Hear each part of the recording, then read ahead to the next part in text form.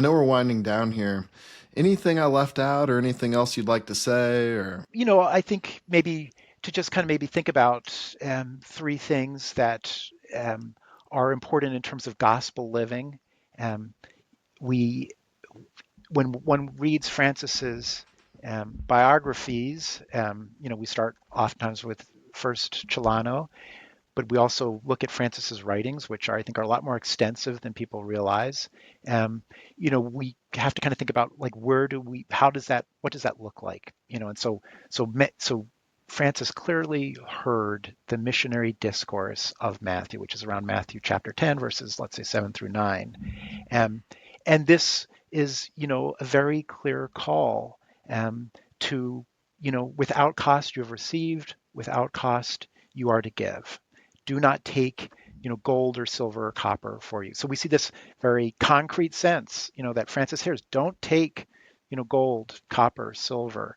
Um, you've received so much that you do not merit. So without cost you've received, and then we're supposed to kind of give that back. And so there's a certain simplicity to that. Um, when we think about Francis, I mean, there's two verses that come to mind when we think about simplicity. We're called in First Peter chapter 2, verse 21, to walk in the footsteps of Christ. So we can see a certain literalness to that Francis tries to follow. Um, and that is always, I think, going to lead to community when we're walking in the footsteps of Christ. And then we'll hear from St. Paul in 2 Corinthians chapter 8, verse 9. And God chose to become poor so that we could become rich. So this is that kind of voluntary poverty. Um, and then when we think about rich, what are we thinking about in terms of richness?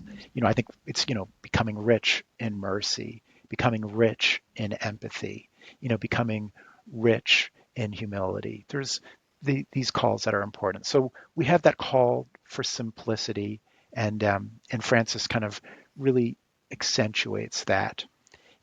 I think there's also a call to rediscover God in creation, and so Francis will kind of refer to that call. And the last thing that Francis seems to have written is the Testament, you know, and he'll tell us kind of very clearly, for when I was in sin, it was too bitter for me to see lepers. Um, and I think that means it's too bitter to be part of creation, that we want to somehow maybe have some kind of abstractions that we're part of, that we see, like Francis saw himself as perhaps a knight and all that role entailed, rather than to see himself in something that God kind of clearly created. Um, and so there's a great focus then, on ultimately, seeing God in the sacraments that are part of our life as Catholics. All Christians, I think, can agree on the sacrament of baptism, and then Christians kind of expand as we go there.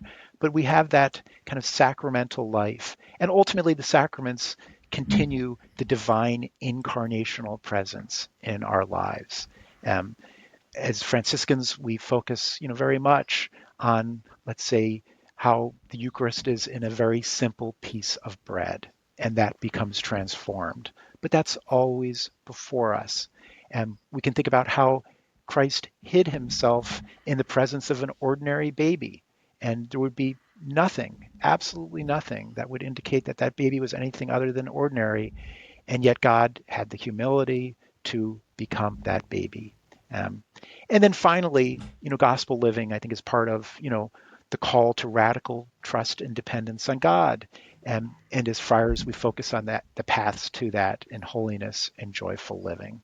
And so we have, that sense of trust. Another word for trust is faith.